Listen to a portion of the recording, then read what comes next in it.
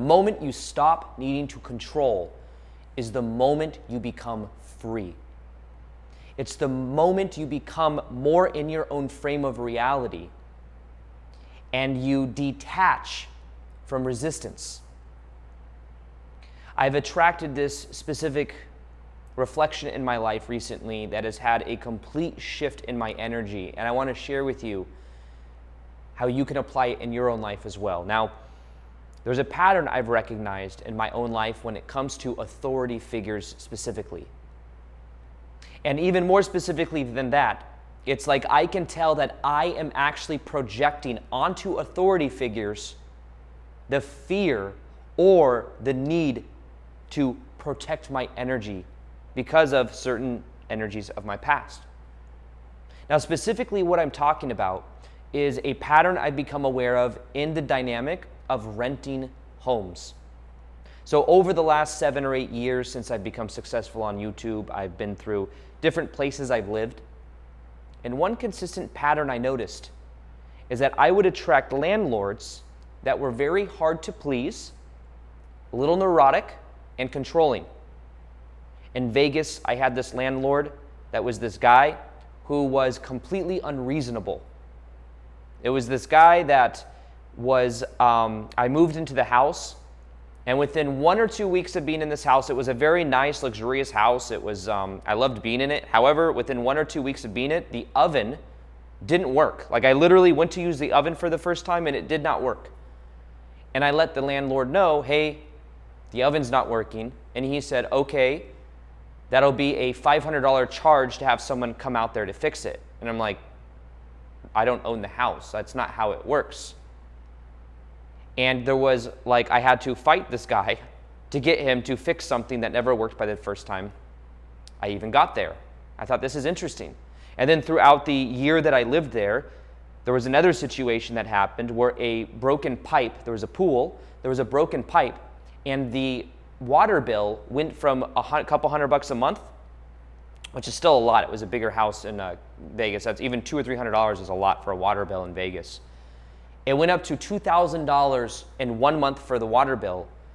And I told him, and I said, this is $2,000, like you need to get this pipe fixed. And he's like, I'm gonna sell the house soon. He was trying to not fix the pipe. So I am in the meantime meant to be spending $2,000 a month on a water bill. That didn't feel fair. Even until when I finally got out of the house, it kind of resolved in this way that was not very, it wasn't a pleasant way that dynamic ended. Now, I was kind of aware of that authority figure and that energy. I'm like, what is that pattern? And it's happened 2 or 3 other times in different ways, where the story is, this is not fair. There was an authority figure that also I feel like I'm almost walking on eggshells around. And there's this desire to express what I think is true and real, but also a fear that if I do, I'm going to get in trouble. Well, interestingly enough, I just moved out of a house coming to LA. I live in LA now, and I was living in and renting a house in Austin, Texas. And the person I was renting the house from in Austin, Texas, extremely detail-oriented, extremely neurotic, extremely worried that something was going to go wrong with this house. And I knew it was a red flag when, first off, when I met the person, I could tell there was like a neurotic tendency there. She was kind of worried that like, are you going to treat the house well? And that's always been kind of a thing where I'm like, no, I'm not. I look younger, so maybe, or I look like, I don't know, I'd be partying or something. I'm like, no, I just work and I make videos and I travel, and I'm one single guy that was living in this, like, not trying to brag here, but I was one guy, no pets or animals, living in a 4,000 square foot house, and I was traveling good part of the year. So it shouldn't be much problems, right, with this house and moving out of this house. And there's also a very large security deposit that I put on this house. Well, one of the red flags was when I was leaving this house, or not even leaving this house, when I was there, the cleaner that I had used to clean the house was also the cleaner that the person that owned the house would use. She was a wonderful lady, and she would bring a team and clean the house. And she was so, like, worried, like, yeah, Jessica is this way about the house. I don't want to, I could tell by the way people were responding that she's very hard to please. And so much so that even when I was getting ready to move out of the house, I wanted this lady to do the deep cleaning. And she's like, I won't deep clean because whatever I do won't be good enough for Miss Jessica. And what I found interesting about that is like, oh, that's kind of a red flag. It means she's very hard to please. And then I'm thinking, what's going to happen to my security deposit? Is this going to be something that's hard to get back? And I did everything I could when I moved out of this house. I'm talking, I spent $1,000 for a cleaning, just to get deep clean of the house. I had a handyman come and like patch up where the art was and stuff like that. And the house was furnished when I moved in. And I moved some of the furniture into storage and then moved it back. But there was little, like if one little basket was missing, was going to get charged for that. And I get a message yesterday, now that it's been a month since I've been out, with just a list, this long list of things that I have to do or should have done that I didn't do, that's going to go against the security deposit.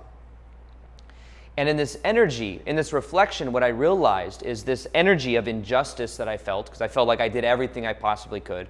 Even on this note, there was something that said something about batteries missing in remote in one of the rooms. And by the way, I left a $500 freezer, a chest freezer that I had professionally cleaned for them in the garage. And I left Apple TVs. I left a whole bunch of random things that I thought added value, but yet there's something on the list that says batteries were not exchanged in one of the rooms. And I'm thinking, wow, how detail-oriented can you be? And it's this really, really, really, really long list. And then at the top of the email, it says part 1.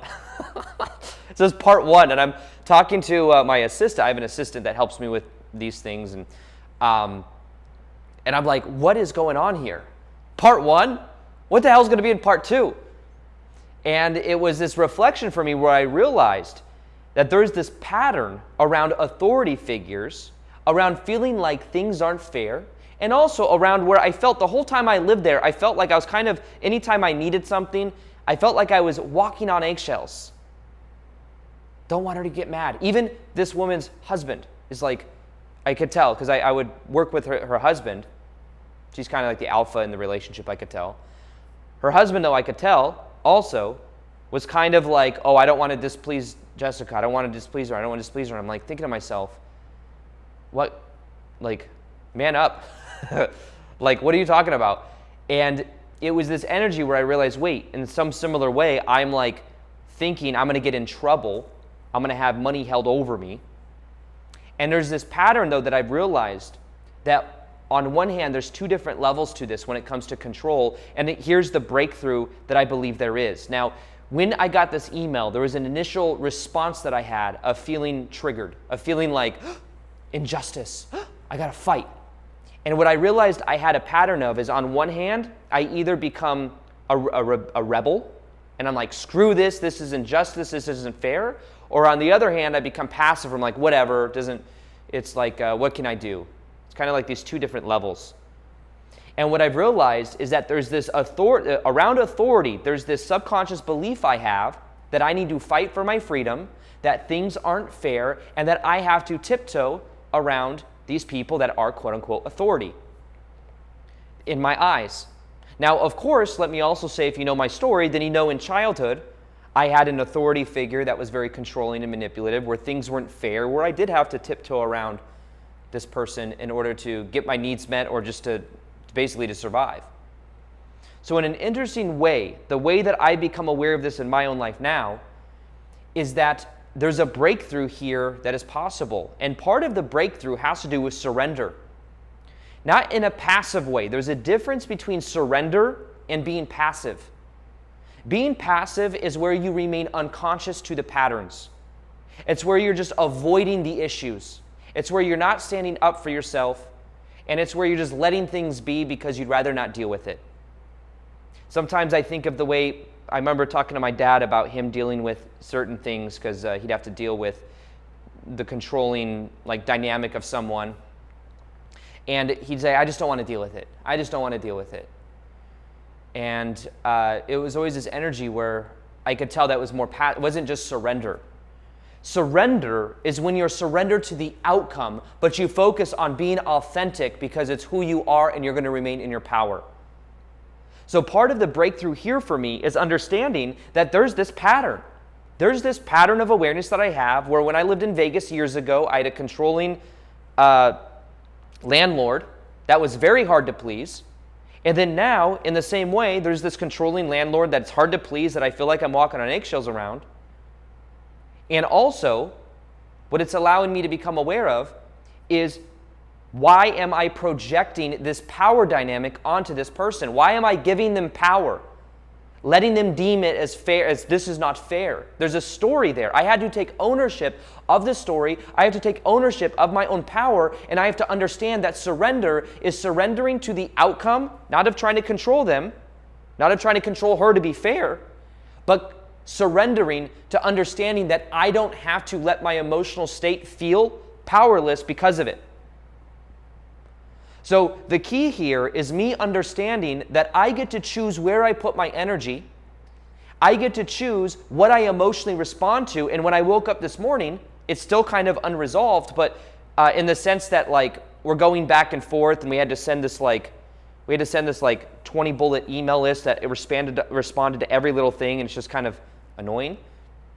However, there's this surrender to where even if the whole amount of the security deposit doesn't come back, there's this surrender to whatever's meant to happen will happen, in the sense that it's not going to affect my emotional state. I will express if something comes up like, listen, this doesn't add up, this isn't appropriate, this doesn't feel fair.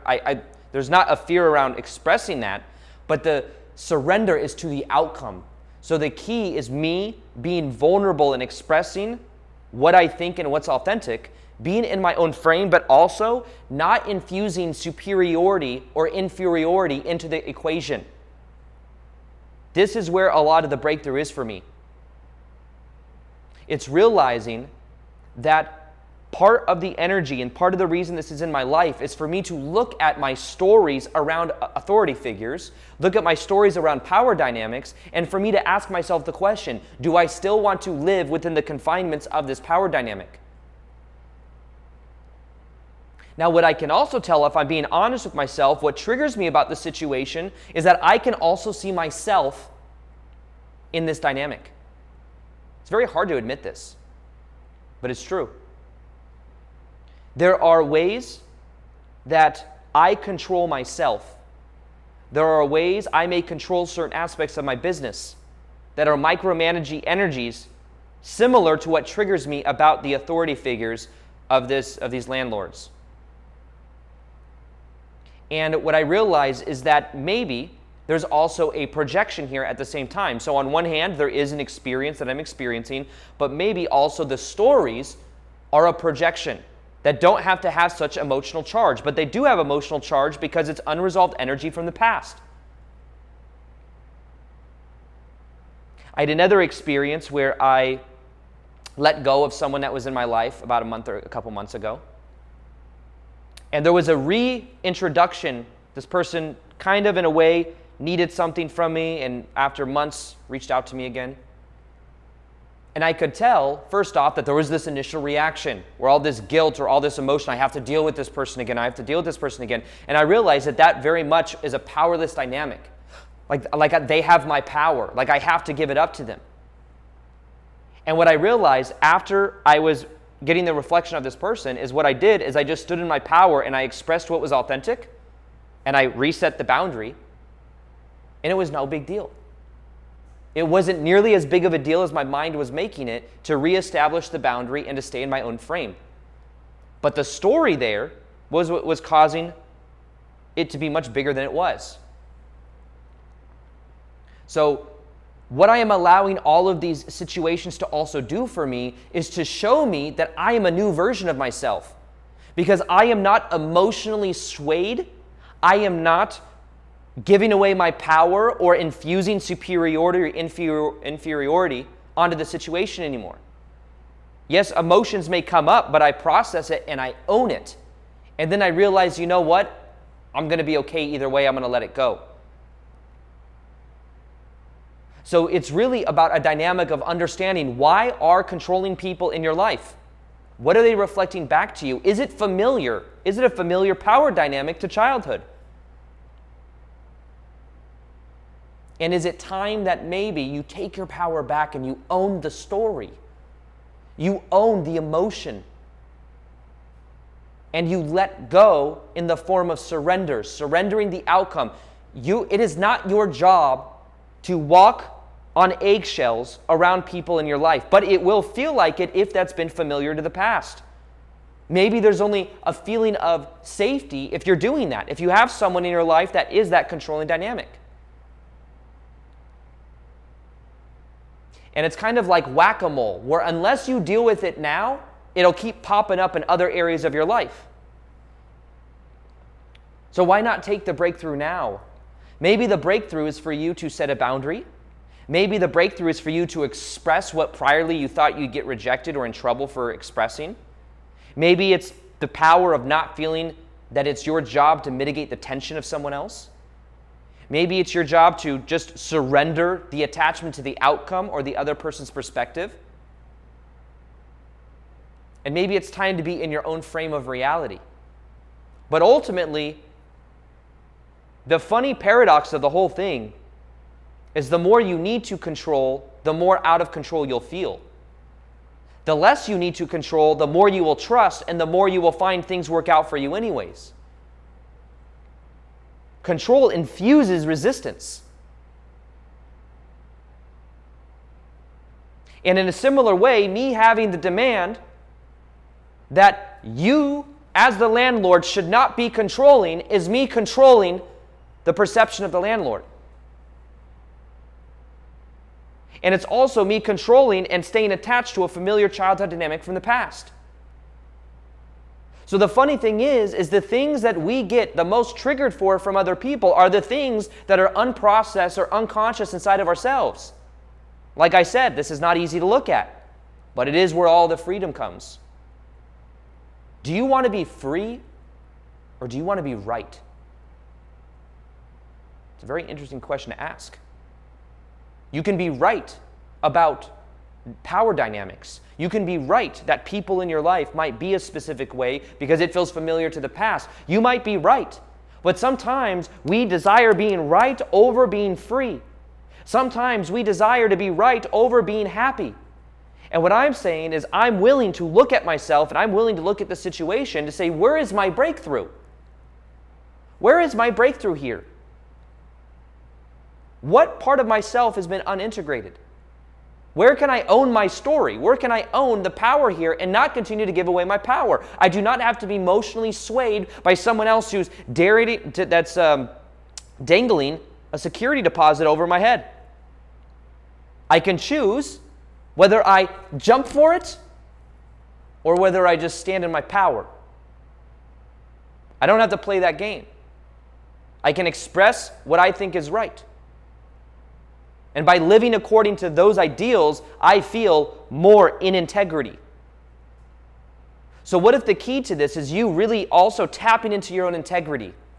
Tapping into how you choose to show up. Tapping into a commitment to the expression of how you feel, of how you think, of where your boundary is.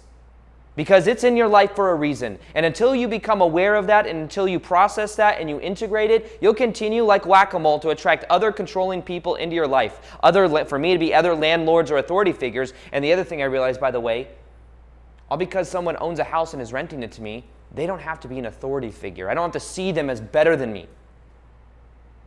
Interesting. There's this power dynamic that gets infused into this situation. Not saying this to brag, but I also own houses that people rent.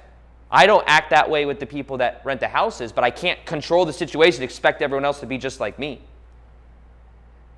At the same time, I own other houses. It's not like you need to, power dynamic, you need to be able to like compare to say, yeah, tit for tat, we're the same level. But I realized I was playing small. I was infusing inferiority into the thing. The truth is, everyone's on the same equal playing field. We just infuse superiority or inferiority into the situation because the power dynamic may feel familiar. So my question to you today is, where's your breakthrough? Is it in surrender? Is it in letting go of control? Is it in letting go of the outcome of how people respond, realizing it's not your tension to manage? Is it in the assertion of your boundaries? Is it in the expression of your power? Is it in the decision to be responsive but not reactive? Is it in your decision to observe what is happening rather than react? Where is your opportunity to take your power back? Because that is the key to freedom. Now, by the way, if you want a course on what is called the frame technique, there is a section in what is called High Vibe 101. It's my $1,000 course for free that you can go through to elevate your vibration to the next level in a practical, non-woo-woo way. There are guided meditations and processes that help you do so. There's a section there called the frame technique that will show you step by step how to be in your own frame, how to not feel guilty, how to release this energy. You can check it out by clicking the link below. And then also, if you do want a meditation to help you let go, to help you get into your own frame of reality, the frame technique is one of the most powerful meditations I've ever found. You can check it out right here. Welcome to the Frame Technique Meditation and Activation.